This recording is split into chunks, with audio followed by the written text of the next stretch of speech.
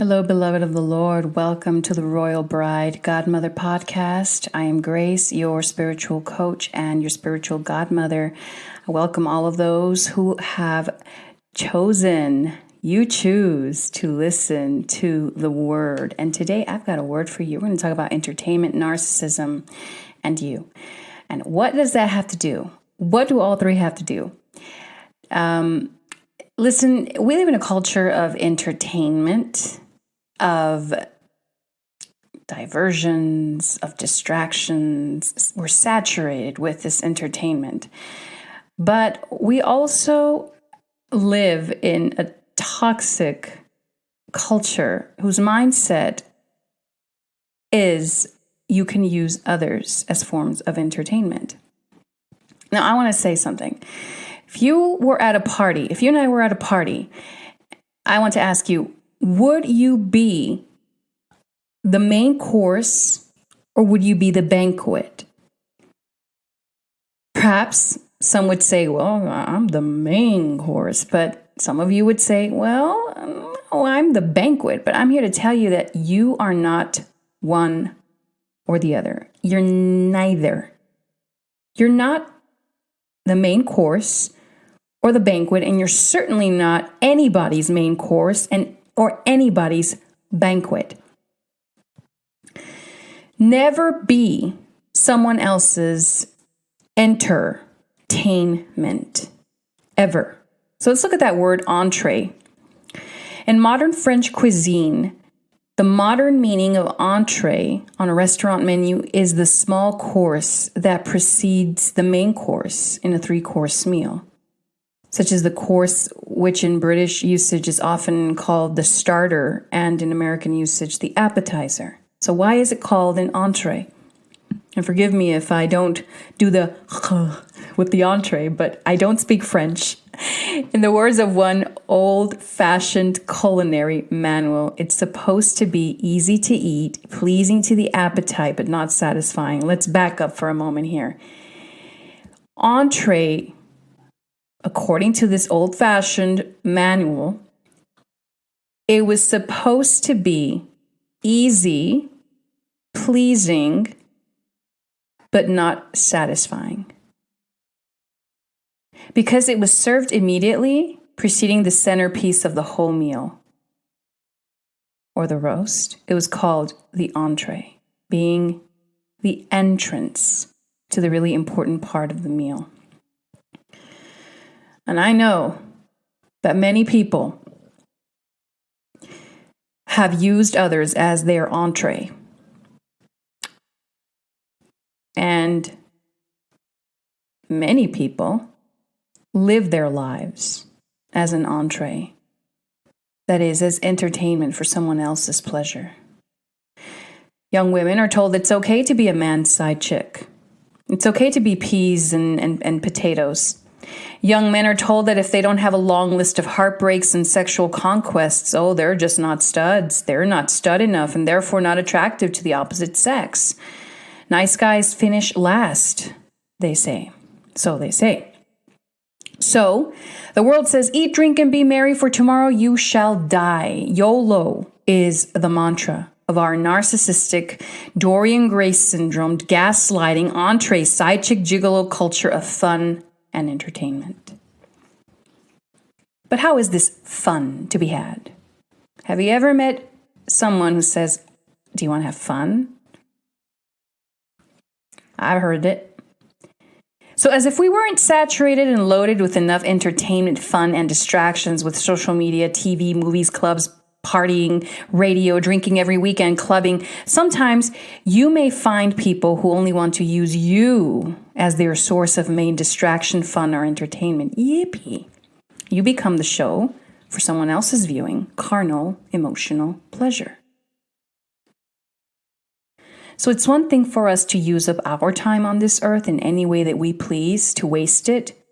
And hopefully we are diminishing our distractions and creating more often than we are being entertained ourselves. It's far more important and effective and profitable to create rather than to be entertained. But when someone else tries to use us as their own amusement park, diversion from wasting our time on banal talk or small talk, dumping all their emotional baggage onto us, using our bodies, our resources, abusing our kindness, our time for their pleasures, that's when we have to stop and pay attention to our needs, our wants, and prioritize our priorities.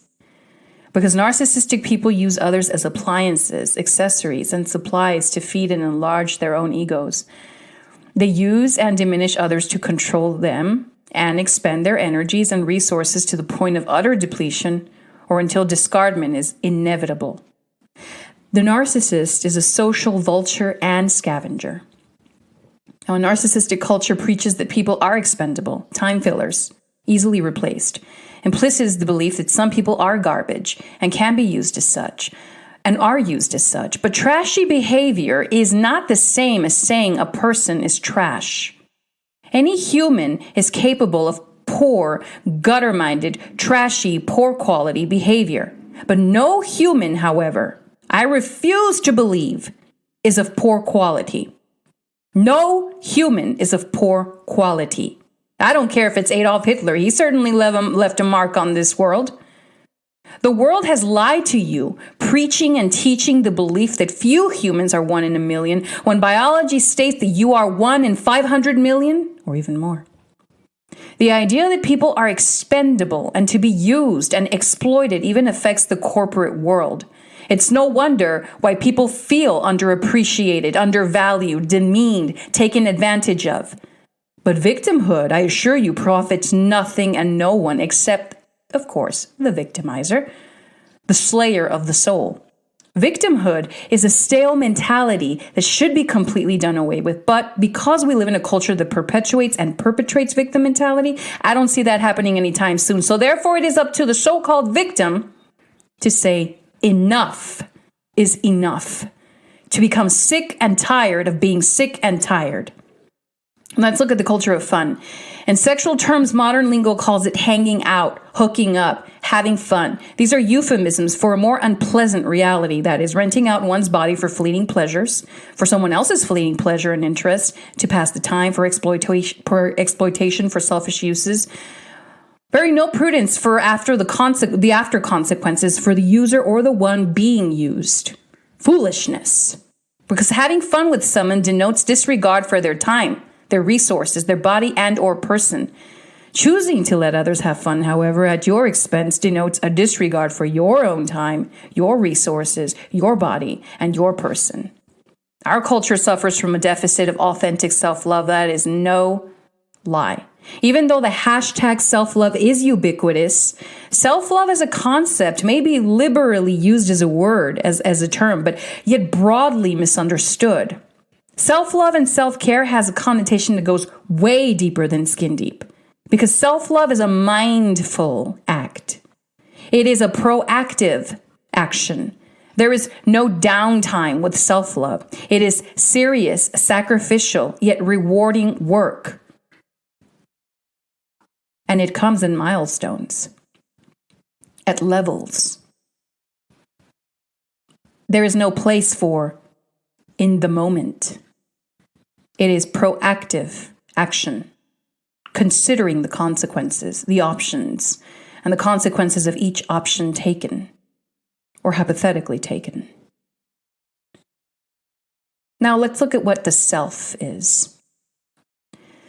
Self is a person's essential being that distinguishes them from others, especially considered as the object of introspection or reflexive action.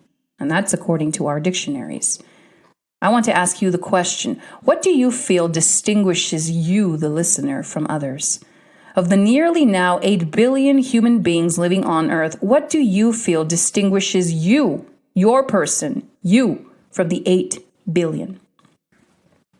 Not what makes you different in your clothes and your physical appearance, but what, and your career choice and the things that you own, but what distinguishes you in essence?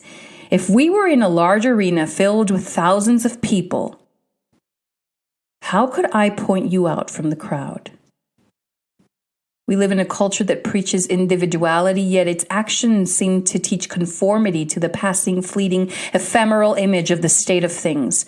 From appearance to beliefs to behavioral modifications, the world says, oh, be you, be an individual, but yet attempts to force a square peg into a round hole. And if you stand out as the square peg, you are ostracized. Self is not the body, but the essence of the being. One's own person. What is the person then? Because person has more to do with your consciousness, your self-consciousness, than with your exterior or physical body. The golden words of the Bible then stand out. Be ye transformed, not conformed. Not conformed to the image, the likeness, the spirit of this world, of this age. Do not conform to the age of this world, for it is a fleeting, passing age.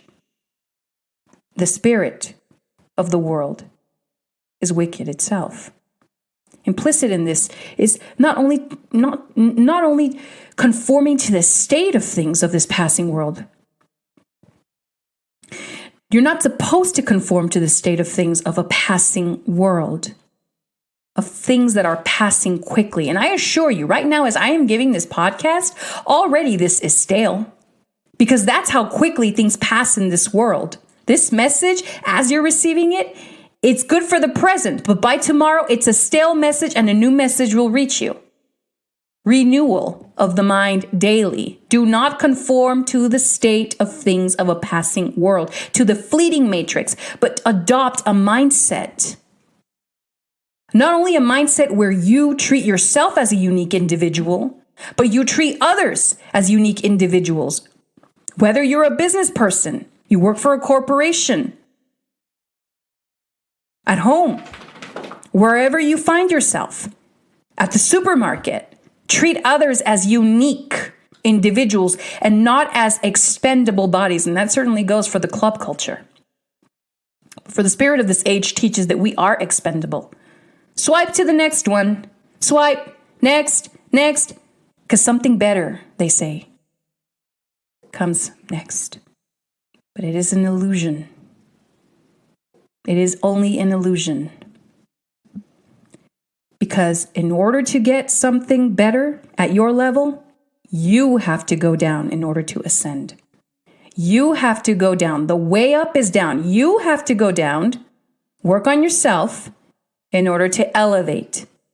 If you're expecting others to treat you a certain way, then you ought to be treating them a certain way. But no, we live in a culture that says, swipe along, next. Everyone is expendable. Because in the end, it says we are all animals at random living on a spinning rock in the middle of nowhere, with no rhyme or reason for being. And the patronizing, condescending message is, you create your own purpose. You create your own destiny.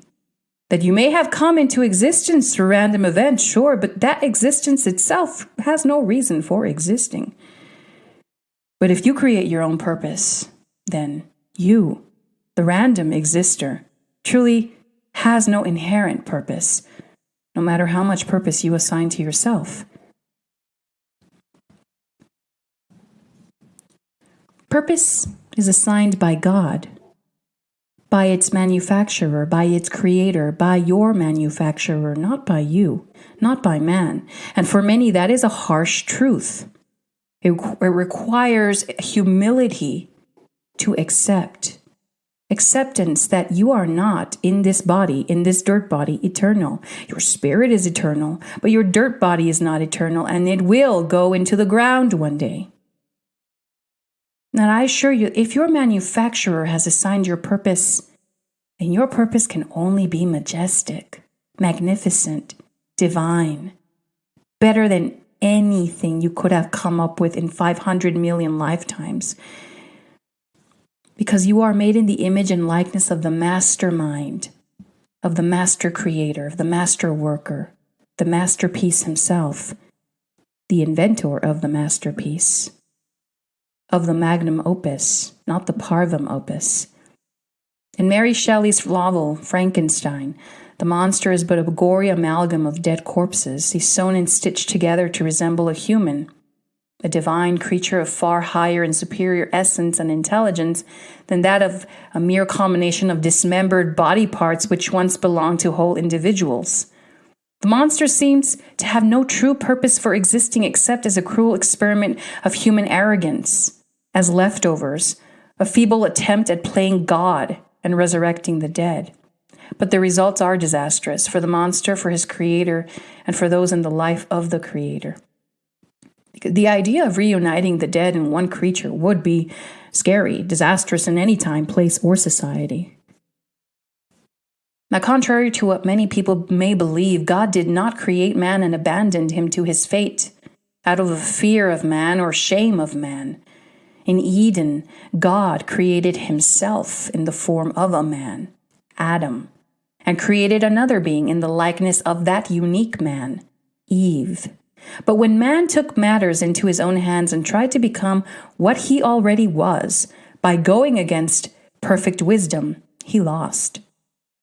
Yet this time, God created himself in the essence of God and the form of one man, Jesus, to put an end to the end of man's doom, that is, to sin and death. Establishing an adoption of divinity of man by one man, Jesus Christ, into the divine and holy dynasty of eternity. God did not give up on man, never has, never will. He chose to die as a man himself for the cause of man, to redeem his own creation, man, this creature that had become since the fall of Eden, of his own volition, a monster. It would be as if Dr. Victor Frankenstein became Frankenstein, who did not choose to become a monster, but to redeem his creation from the dead, nevertheless, to transform his deformed prodigy into a glorious and golden creation, to reinfuse him with divine essence and not merely in his amalgam of the dead. It was God as Jesus who chose to die, even if man never died for him. So from the beginning, the plan was to be divine, eternal, to be powerful, exercise power and dominion eternally over the earth. The beasts are animals under our feet, not created. We were not created or formed from animals, not equaling ourselves to animals, but superior to them, dominating the earth and the animals as divine, terrestrial, eternal royalty. Extensions of God himself, glory. Because divinity, beloved, is your birthright. But how does a being like the human, injected and infused with divine heavenly DNA, with the earth, formed from the earth, the world literally at his feet, end up believing and living as a beast himself, worse than a beast, degenerating into something less than a beast, destroying himself, everything, and everyone in his wake? That is the question left to every individual to answer. Thank you, beloved, for listening to this episode. Coming up next, the golden age is at your disposition, because I want to assure you that it's always time. It's always a good time for the golden age. And God is talking, God is moving, God is doing new things. He never repeats himself. And you may have a doppelganger out there somewhere in appearance, but I assure you, there's only one you on the face of this grand, vast earth. Among the nearly 8 billion now that is projected for 2023, you alone are unique. And give glory to God for that truth, for that fact. It's time to rediscover your purpose, beloved. I love you all so very much. I'm Grace, your spiritual godmother. And we will speak soon. In the meantime, meditate on the words. And take these words and allow them to enter into your spirit.